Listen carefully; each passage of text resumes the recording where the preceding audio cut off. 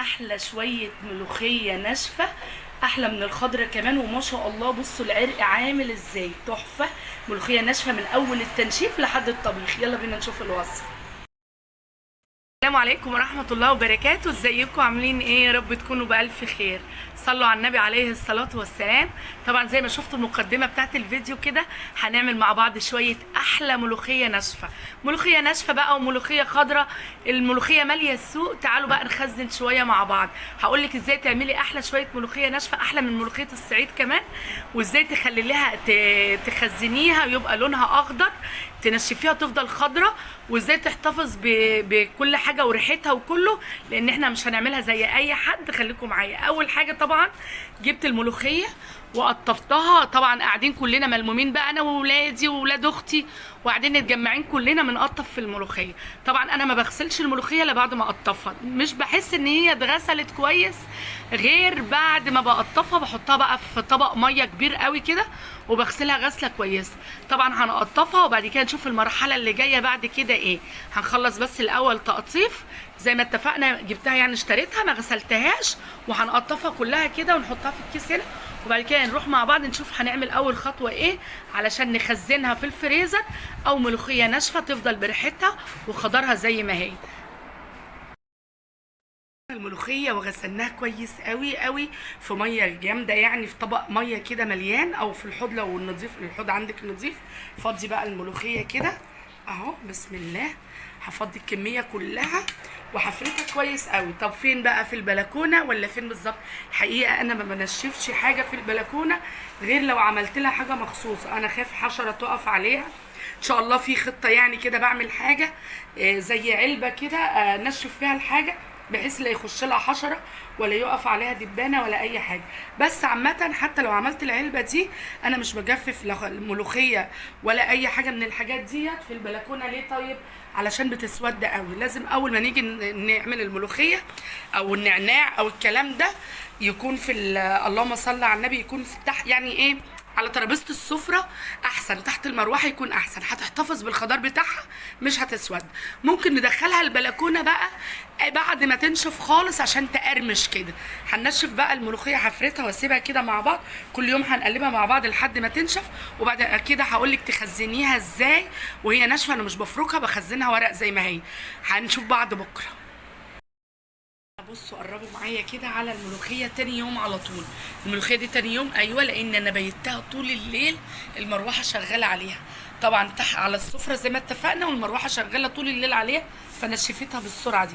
بس في حاجه عايزه اقول لكم عليها، هي لازم تطلع في الشمس علشان لما نيجي نفركها كده تقرمش معانا. يعني بمعنى اصح هنحمصها شويه. طالما خلاص نشفناها في الظل احتفظ باللون الاخضر. هنلمها بقى الاول كده وتعالوا نحطها في حاجه كده. بصراحه اختراعي انا، جوزي الحقيقه لسه عاملها لي امبارح، علشان انا بخاف قوي لما قلت له بخاف انشف نعناع، عايزه انشف كمان طماطم، عايزين نعمل طماطم مجففه. ما اقدرش احطها في البلكونه يمشي عليها زي ما اتفقنا حشره بقى ولا برص ولا اي حاجه من الحاجات بتاعه الصيف دي. فانا الحقيقه خفت، عشان كده عملت حاجه حلوه قوي هوريها لكم دلوقتي. هنلم بس الاول الملوخيه كده. لمينا بقى الملوخيه على جنب كده، وادي الصندوق التحفه ده.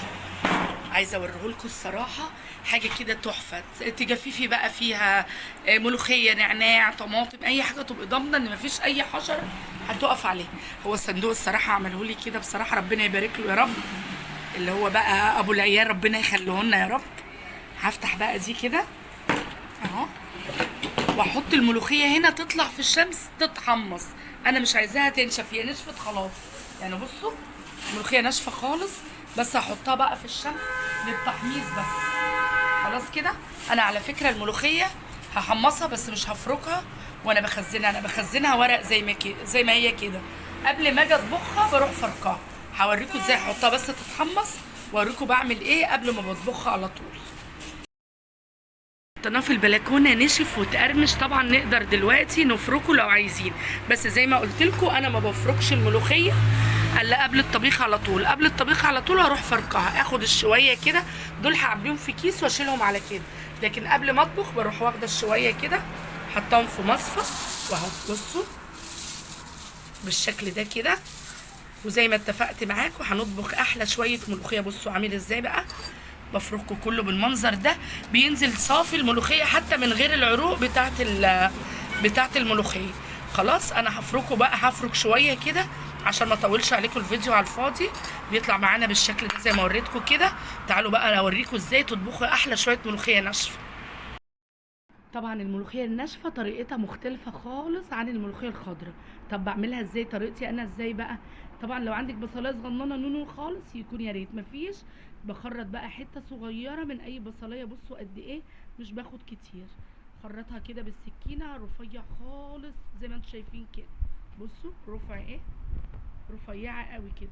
هاخد الحته دي بس لان انا مش هفور او هطبخ ملوخيه كتير، هطبخ كميه قليله، فدول بس كفايه قوي. الشويه دول هروح احط عليهم بقى سمنه، وتعالوا نشوف هنعمل ايه عشان نفور احلى طبق ملوخيه ناشفه. بعد ما ولعت على البصل حطيت لها حته سمنه، خدت لون بسيط كده، بنزل بحته التومه دقاها مع حته فلفل اخضر بسيطه قوي، انزل بيها. بس بعد ما اخد الاول البصله اللي احنا خرطناها، حته البصله النونو دي نخرطها الاول ايه، ادق فصين توم واروح حاطه حته فلفل اخضر واحطها على البصله بعد ما تاخد لون. هقلب بس كده لحد التوم كمان ما ياخد لون. بعد كده التوم خد لون، بنزل عليه بشويه كزبره ناشفه، يعني معلقه صغيره من الكزبره الناشفه كده، وهقلب بس تقليبه كمان اهو. طبعا عندي طماطمايه صغيره مبشوره بقى او مضروبه في الخلاط، دي مبشوره، هنزل عليها على الثوم الاول قبل ما انزل باي حاجه. خلي بس الطماطمايه ايه تتسبك شويه كده، مش هحط الشوربه غير لما الطماطمايه تتسبك الاول. بعد بقى ما قلبنا الطماطم بصوا اتسبكت في ثانيه يعني ما غابتش، هنزل عليها بنص معلقه سكر ومكعب من المرق، وممكن كمان رشه فلفل اسود، احط عليها كمان كده رشه من الفلفل الاسود بس حلوه قوي كده. عندي بقى الشوربه اصلا سخنه وعليها بقى برضه بصل ومظبطه بقى الشوربه بتاعتي، هنزل كده. انا مش هحط كتير، انا مفوره يعني شويه ملوخيه صغيرين قوي، فكفايه قوي كده اهو.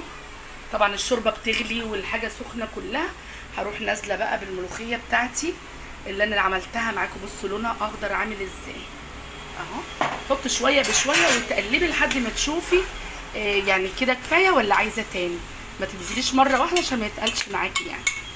اهي بصوا ما شاء الله لونها ولا ريحتها تحفه تحفه تحفه بجد اهو، حلوه قوي كده. اقلب بقى بالكبشه. بصوا بقى الملوخيه الناشفه لازم تغلي وتاخد حقها في الغليان شويه حلوين. تعالوا بقى اوريكم ما شاء الله اللون عامل ازاي. بصوا فيها عرق زيها زي الملوخيه الخضراء. بصوا ما شاء الله العرق، المطه اللي نازله دي معناها ان الملوخيه بتاعتي فيها عرق. هتاكلي احلى شويه ملوخيه ناشفه وبالهنا والشفا. ما تنسيش اللايك والاشتراك في القناه لو عجبك الفيديو. شكرا ليكم، سلام عليكم.